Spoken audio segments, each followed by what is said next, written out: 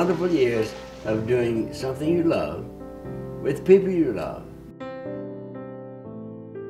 So camping is in my blood. I believe in what happens to all of us through the experience.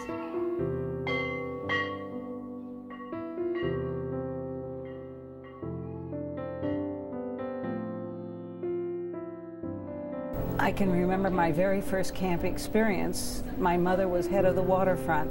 It was a Girl Scout camp, and I was 6 years old.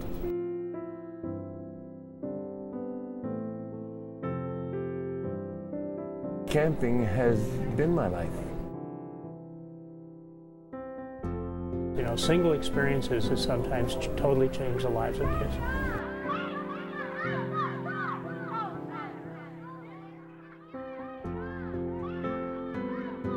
Children come back from year to year, and they can come back to an environment that hasn't changed, a society that has consistent expectations. I feel very fortunate that I've been able to do what I did most all my life because of the fact that I was working with children. There wasn't anything that I even thought about doing otherwise. Camping was just an absolute wonder to me, and I just loved it from the word go. Past ACA Executive Director Ernie Schmidt said in the 60s, "We tell ourselves that today's organized camp for boys and girls will teach a child manual dexterity.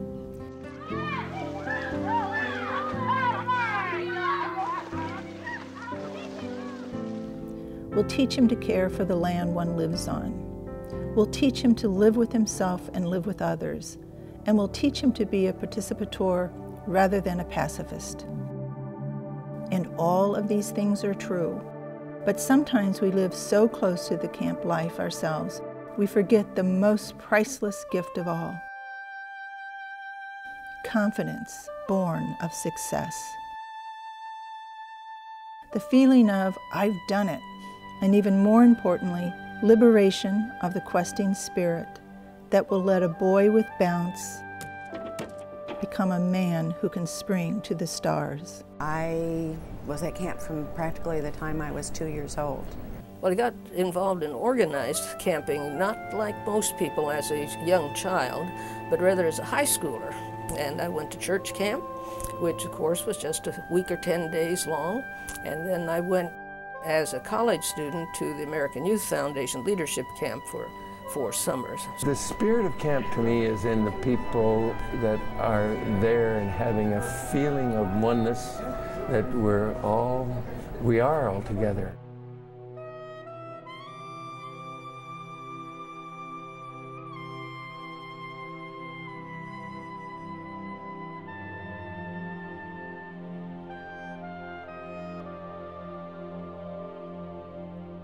To have an opportunity that is powerful and profound, like being able to grow up at a camp, is certainly life-changing and life-shaping.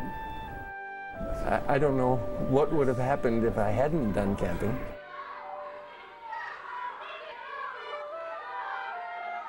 The basic needs of children never change. They need love, they need guidance, they need approbation, they need encouragement. They need to feel like they're part of something very important. You see, camping isn't pretend. Camping's a real thing.